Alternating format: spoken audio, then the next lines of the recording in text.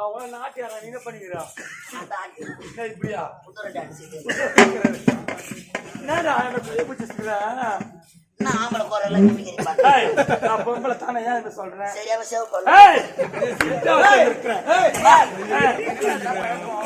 போய் போய் ஒரு பொம்பளை மேல கை வைக்கிறேன் அறிவு இல்ல உனக்கு வெக்கல எனக்கு மான இல்ல உனக்கு சூடு இல்லடா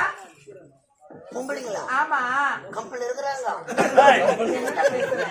பொம்பளையா தெரியல உனக்கு இல்லம்மா எல்லாம் தெரியல உனக்கு சன்னி கல்யாணி வாங்கி